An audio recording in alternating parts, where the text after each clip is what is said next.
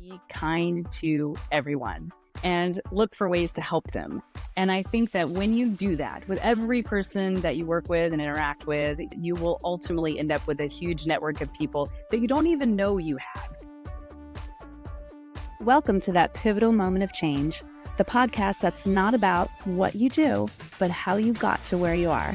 Let's dive into the twists, the turns, and defining moments that shape our careers. Today, we're speaking with Susie Hall, President of Community and Customer Engagement at Aquent. Susie takes us through her inspiring journey from starting out as an agent to building Inside Out, a community for senior in-house creative leaders. With over 25 years of experience, she candidly shares her insights on overcoming career challenges, the power of asking questions, and the importance of fostering authentic relationships. Whether you're just starting out or well into your career, Susie's wisdom offers invaluable lessons for professionals at every stage. Hey, Susie, welcome to the show. Hi, Megan. Thank you so much for having me on your show. I really appreciate you being here today, and I am looking forward to the conversation. So let's start off with Aquent. What are you up to at Aquent?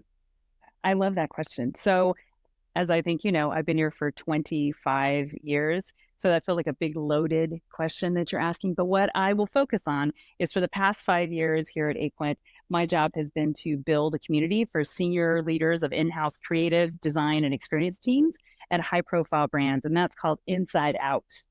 And you should check it out. That sounds really interesting. I will give that a look. And I actually have a question coming up about Inside Out. 25 years is it's really an incredible run. It's a long time to hear somebody at the same company for that long. Could you talk a little bit about how you got started out there and how your career has progressed over that time? I came into Aquent not having any recruitment experience and no creative or design experience. But I came in at a time when the organization was looking for people who understood business and might be good at connecting with customers. And so I got to learn that on the job. But so that was back in 1999. That was 1999. I was an agent here. And so I got to learn everything sort of trial by fire. But since that moment, I've never had the same job for 2 years in a row. I moved into a leadership role of a small team that led to a larger team that ultimately led to launching the vitamin T brand, which I ran for 8 years. And that led to this job for the past 5 years for Inside Out, which I will also say, I know that that's 5 years. But even these 5 years in the same job have all been very different. But honestly, I'm still here because we have an organization that encourages people to learn and grow. And we get a lot of autonomy to be able to try new things. And I am a variety kind of person. So fits for me. Coming in, when you first started, did you think you would be at the company for 25 years? No. Absolutely. Now, I'd never heard of people being in a company for 25 years. And think about this, we're constantly looking at the job market. People don't stay in jobs. And certainly in creative and design, people move around a lot to build their portfolios and to get deeper and broader experience. So what I was exposed to for the 25 years that I was here were certainly a lot shorter stints at companies. So no, I never thought that. What was it that made you initially interested in being an agent? Okay, fascinating question there. So I applied to a job that said have a work-life balance at a time when I did not have a work-life balance. And I was like, that sounds great. So I came into the office to interview and everyone had toys on their desks, all of them. And everybody that I met was smart and nice and they asked great questions. And I was like, I have to work here. So really, I kind of stumbled into a great interview process and the company was growing and had just rebranded as Aquent in that just 2 months earlier than that. So yeah, it just was a great experience. So starting off as an agent, and you mentioned you have jumped around to a lot of different roles. Could you talk a little bit about starting as an agent and what came next? Okay, I love the story and I tell it internally as well because it's one of the things I encourage other people to do to be able to grow in their careers here. So about 6 to 9 months after being an agent, our regional director at the time was traveling around office to office and doing one-on-ones with everyone.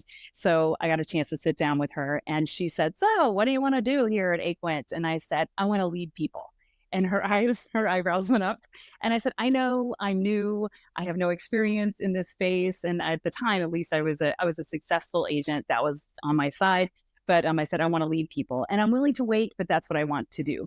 And so from that moment, literally 6 months after that, I got an opportunity to lead a team of one as we were expanding geographically. And so I encourage people here to speak up and say that thing that you want to do next, even if that job doesn't exist yet.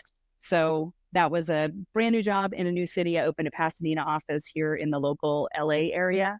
And that led from managing one person to managing 5 people. And then we consolidated Los Angeles, which led to managing 13 people and then ultimately up to 160 at Vitamin T. So everything has been just an evolution of that. But it was that first conversation that got me an opportunity to do the thing I wanted to do, which was lead people. So I love that. And we touched on a little bit earlier, Inside Out.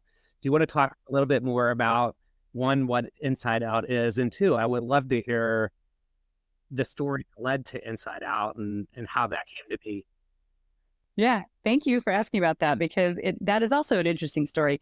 I never thought I would leave a leadership role here. So when I started Inside Out, it was literally me figuring out what we were going to do. And our CEO, John Schwang at the time, said, hey, we do great things for talent. We subsidize healthcare benefits. We have free online training through our gymnasium program that's been around, well, now for a decade.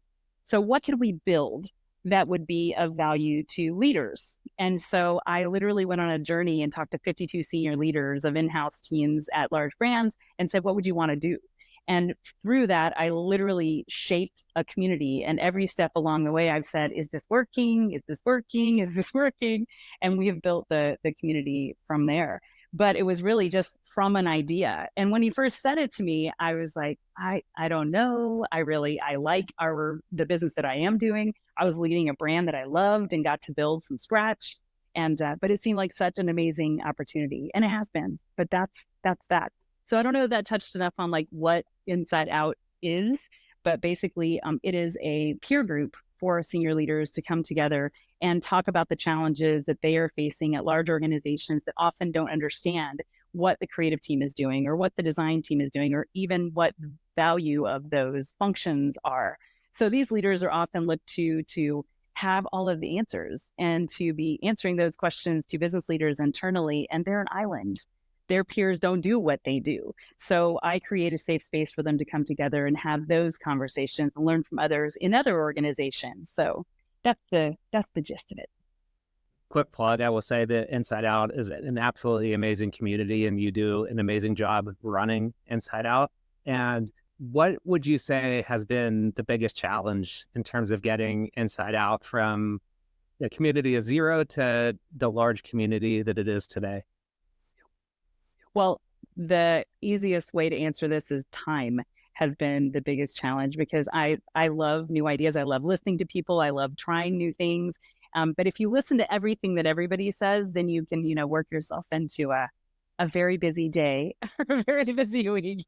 So time has been one of the biggest challenges. But the other challenge with the community itself is from day one, from those conversations that I had with senior leaders, they wanted to have a safe space that was private. And, so we don't record anything. We don't take pictures of our leaders and put them out to say, look how great this is. So telling new leaders how amazing it is and how safe it actually is to sit in the rooms where we don't record and we're not going to quote and market. Being able to tell other people that has been the biggest challenge in getting new leaders involved. So it's so safe and secret that there must be a handshake or a password that we need. But that's been one of the biggest challenges in building it. Okay, I'm going to move on here to another thread, kind of looking back at career. So what would you say are some of the key lessons you've learned throughout your career that you would want to share with others? I'm going to say one of the biggest lessons that I have learned is to be kind to everyone and look for ways to help them. And I think that when you do that with every person that you work with and interact with, you will ultimately end up with a huge network of people that you don't even know you have. And I say that because as I was launching Inside Out, I talked to a number of people who were like, Aquent got me my first job.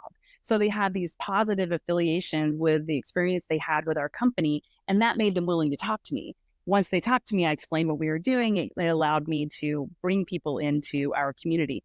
But over and over again, I think I've built relationships just by doing right by people and being kind and looking for ways to help them that have led to people coming back to me many years later. Someone just came back to me who I placed 22 years ago, not joking, and referred to me someone who is in her family that is graduating from college. And she said, will you please talk to her? So those kinds of things are just mean a lot to me. I also have an opportunity to speak at Art Center because many years ago when I was leading our Los Angeles team, I guess 15 years ago when I was leading our Los Angeles team, I was looking for ways to give back to the local community, and Art Center was one of this obviously a local school here. And so I wanted to go and speak and give the students the value of like, this is what it looks like in the real world. If you want to get a job, you're going to need to think about these things. You're going to need to do these things. And you're hearing that from your teachers, but this is the real world experience.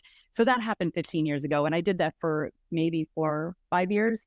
And then my role changed and I was focused on other things. We launched a new brand, all that sort of fun stuff. So flash forward a decade ish from there. And I now have that relationship with someone at Art Center who's still doing that. And I am back to speaking to students, but through the lens of not just the creative recruitment experience I have, but also the experience of listening to creative and design leaders. Like, how incredible is that? But just the ability to build long-term relationships really does mean you have to be nice to people, do what you say you're going to do, and look for ways to help them. That's the biggest lesson that I've learned. What are some of the bigger challenges you faced in your career? I think one of the biggest challenges that I have faced repeatedly is stepping into a role where I literally knew, well, I won't say nothing, but I knew very little about how to make that, whatever it was, happen. So I've done that over and over and over again. And when you step in and you don't really know all the nuts and bolts of something, you have to do a lot of listening. You have to do a lot of asking you questions, and you have to be ready to make mistakes and pivot very quickly, which is what I've been able to do. So Vitamin T was a brand that existed that did something similar to what Aquent did, but was targeting a very different audience, was going to have a different look and feel. We had to come out of the gate as a brand new brand within a very established brand. And I had never done that. Aquent had been a well-established brand for a long time well before that. So I worked with an internal marketing person here who thankfully knew a lot of those nuts and bolts. We had a branding agency and I had the experience of doing that, but it was my first time doing that. Same thing goes for Inside Out. I am not an events person. I've not necessarily ever seen myself as an events person, but I know the value of community. And I really wanted to do the give back part of bringing people together to learn. So stepping into these new experiences and literally building the plane while flying it has been one of the biggest challenges, but also one of the most rewarding things I've done. And are there any insights or tips or advice you would have for anybody who are trying to do similar things? I would say don't doubt yourself, because it's really hard not to do that when you think you don't know something or there's something everyone else knows that you should know. Really, if you approach it as a learning experience, you're going to get so much out of it. And in my experience, most people know a lot more than they think they do. I watch this happen in roundtables all the time. We'll tackle a topic that is big and really no one has the answer for it. But when people come together and they start sharing their experiences, they actually come to the fact that, wow, I do know more than I thought I did. So really trusting yourself is the best advice I would give.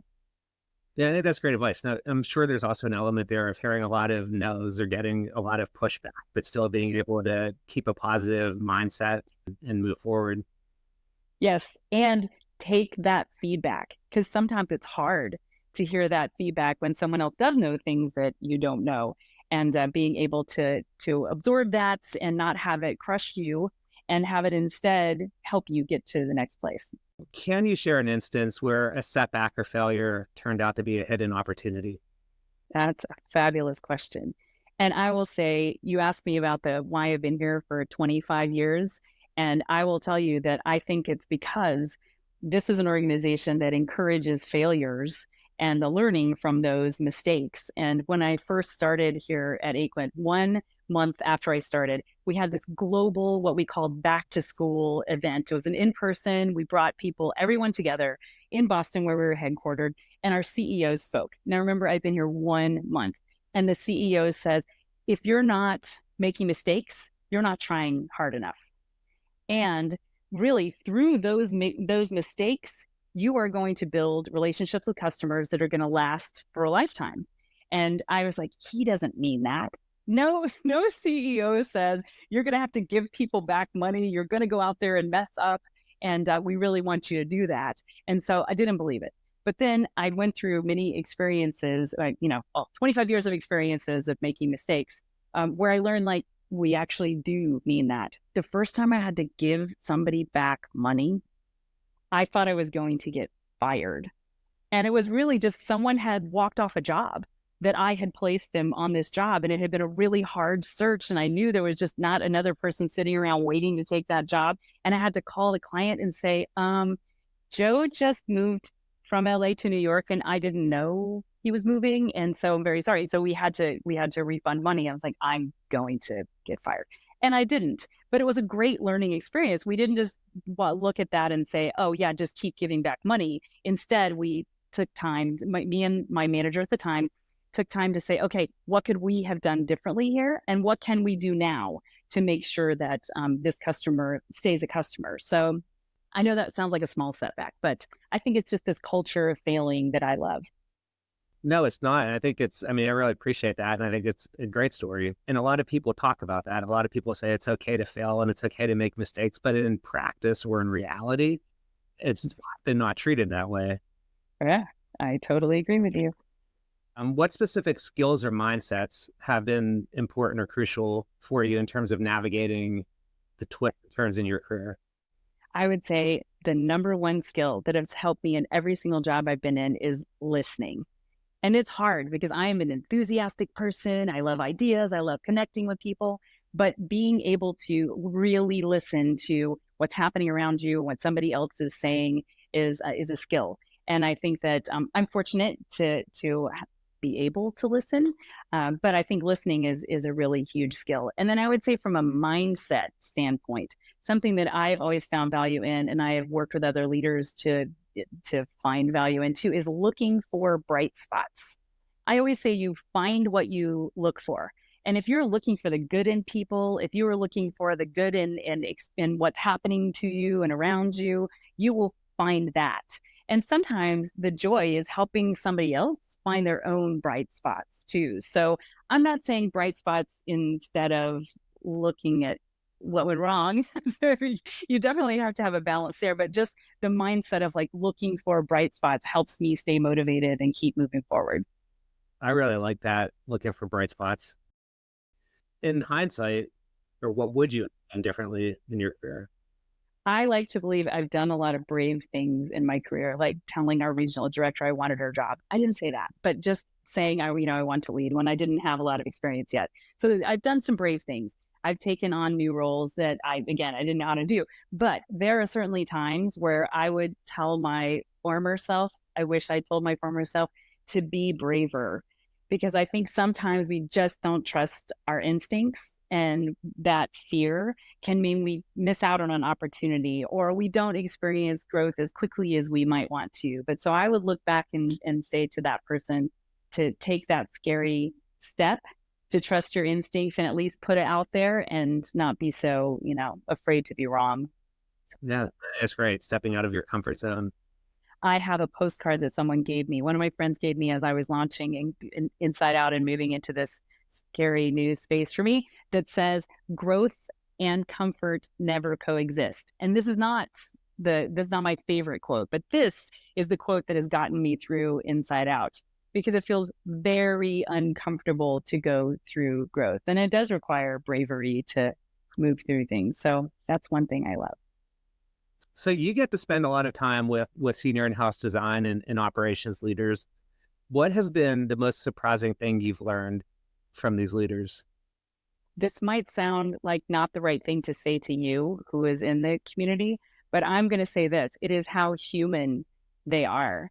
Because often when you approach senior leaders, and we intentionally bring senior leaders into our community, you think that they're impenetrable, or they're so accomplished that they might not be relatable.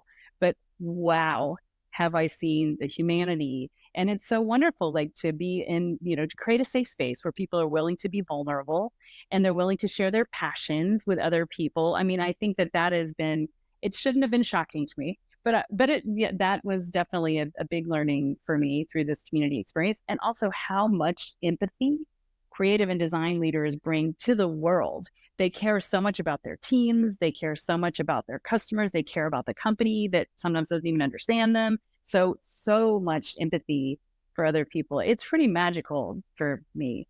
And I'll add to that, getting to launch a community and run it during a pandemic has been a really extraordinary experience. So talk about humanity. We've all had a lot of that, but yeah, they're humans, turns out. September of 2019 was our first one, and we were going to be in person and quarterly. And then, yeah, March of 2020 changed all that. So did you have any concern early on when COVID started to unfold about how it would work out building this community? Are you kidding me? Yes, because I was so brave when I first launched. We first launched in September in New York. It went so well. We had a great group of leaders. Everybody was engaged and giving feedback and wanted to do it again. How fast can we do it again? We had such momentum that instantly, because my eyes are often larger than my stomach, or however they say that. I instantly said, we got to launch in other cities. This is magic. It's going to happen in other places. So then we launched in LA, we launched in San Francisco, we launched in Seattle, we launched in Chicago, and we're learning through all that, but we're just starting to get a rhythm. And it was all in person, and everybody just loved in person. So literally, I thought this when I flew home from Chicago in February, the end of February of 2020, and then, the pandemic began. I said, "Uh-oh, there goes community." Because leaders instantly were on video calls 8 to 10 hours a day. I am sure you remember that, and maybe you're still doing that, Ryan. I would hate that for you, but maybe that's still happening. But 8 to 10 hours a day, what are the chances they're going to want to get on another Zoom call to connect with people? So yeah, I thought community was not going to work, but it did. Being around a lot of design leaders and hearing what different individuals and different organizations are going through, what do you think the future of design looks like?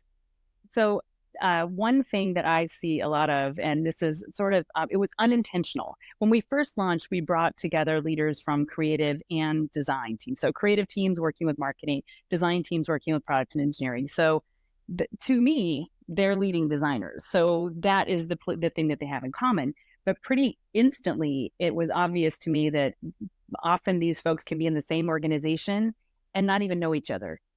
And yet what they're doing is so similar when it comes to, positioning the organization, connecting with customers, users, whatever. Like, it seems so similar to me. So I really do believe, as companies are looking at how to best build structures that connect with customers, that there has to be some coming together of creative and design. And I don't know exactly what that looks like, obviously. And it's not one to the exclusion of the other, but it is something that brings those groups together, that is very focused on the customer experiences. Because if each has a piece of the puzzle, but they're not actually working together, I think the company might be missing out on an opportunity to, be better or reach audiences faster and have more meaningful experiences for them. So I'm not saying those two are going to merge, but I am going to say that finding that common ground between creative and design seems to me like a natural progression of things. One of, I think, my favorite things about that answer is we didn't talk about AI. And I think a lot of times when people talk about the future of design or the future of anything, the first thing that comes to mind is what AI is going to do to people's profession or lives overall. I want to comment on that because I really do think so. When metaverse came out of it, everybody was so excited, and then they weren't, right? And I understand AI is different, but when these large trends that happen very publicly, they prove that the trend is a tool. It doesn't change that we're people, and we still are trying to achieve something that's very human. So to me, AI will continue. It will become more pervasive and more, obvious and accessible. That's what I think will happen. But I think it's just going to be a tool that these really creative and smart design talent can deploy to do what they love to do, maybe a little faster, but it's not, I don't see it taking over. That's my opinion. I'm with you on that. I think it's another tool that designers and researchers, product people, technologists learn how to use it and embrace it. Who have been your most significant mentors or influencers, and what were some of the key lessons you learned from those people? So, what ended up being one of my best mentors was that regional director that came around and traveled to all of our cities, and I got the one-on-one time with. I did not report to her at that time, but ultimately I ended up reporting to her, and she was one of the most externally focused person leaders that I have worked with, who was able to take what's happening outside and translate it for the organization. And I think that that balance of looking outside while caring for those who you're responsible for inside was really meaningful to me. And what that ultimately meant is, watching these trends happen outside the organization, translating those into the organization meant that we at times had to make really tough decisions about where we're headed next or what needs to happen for, the business and for the people. And so what I learned from her was, when you make tough decisions, be informed and make them for the right reasons. And that really helped me as a leader learn how to, lead businesses. So that was, she was really impactful for me. When you think about who your mentors are, do you realize it in the moment that that person's a mentor, or was it after the fact and you look back and realize what you learned from this person and said, oh, that was actually a good mentor? Well, so funny that you ask that. I'm a person who looks for mentors. I love connecting with people. I love learning from people. And I have been through points in my career where I've been reporting to someone who was not a mentor, or where I lacked a mentor. And that was really hard for me.